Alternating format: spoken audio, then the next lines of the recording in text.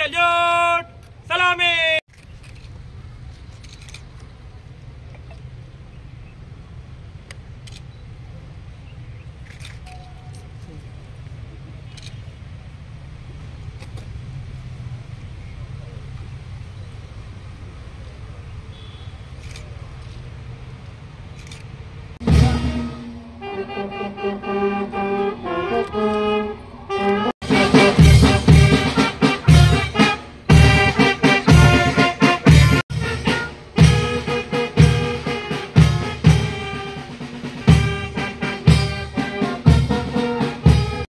నేటితో 10 ఏళ్లు నిండాయి.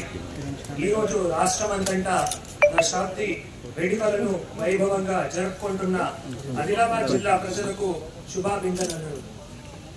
స్వరాష్ట్ర సాధన పోరాటంలో అసుగులు బాసిన అమరవీరులందరికీ ఘనంగా నివాళులు అర్పిస్తున్నాను. ఎందరో అమరవీరులు త్యాగుల పునాదుల మీద ఏర్పడిన తెలంగాణ రాష్ట్రం ఈరోజు అన్ని రంగాల్లో దశ దిశల వెలుగులు విరజమ్ముతుంది. దేశంలో అందరి దృష్టిని ఆకర్షిస్తోందని చెప్పుకుందేందుకు గర్వపడుతున్నారు.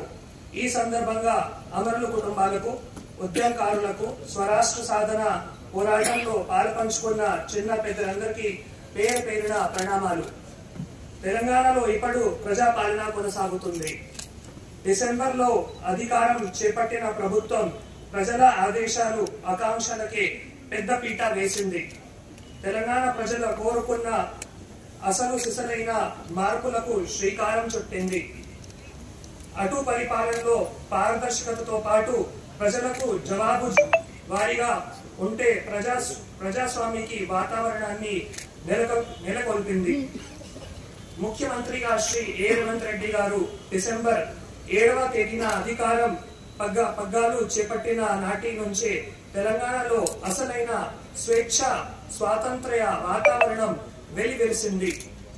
ప్రజలు పోరాడి సాధించుకున్న తెలంగాణ స్వరాష్ట్రంలో ప్రజాస్వామి శకం ఆరంభమైనది. తొలి రోజున ప్రగతి భవన్ ముందున్న కంచెను తొలగించి మహాత్మా గాంధీ, జ్యోతిబా ఫూలే వేదికగా 6 గ్యారంటీలను అమలు చేసినందుకు కంకణం కట్టుకుంది. నేటి ప్రభుత్వం అభివృద్ధి సంక్షేమ పథకాలపై ప్రత్యేక దృష్టి సాధించినది. డిసెంబర్ 28 నుంచి జనవరి 6 వరకు సరికొత్తగా ప్రజాపాలన కార్యక్రమం నిర్వహించినది. ప్రభుత్వం అధికారులను రాష్ట్రంలోని ప్రతి పల్లెకు, ప్రతి బస్తీకి పంపించి గ్రామ సభలు నిర్వహించినది. సంక్షేమ పథకాలకు అర్హులైన 100 దరఖాస్తులు చేసి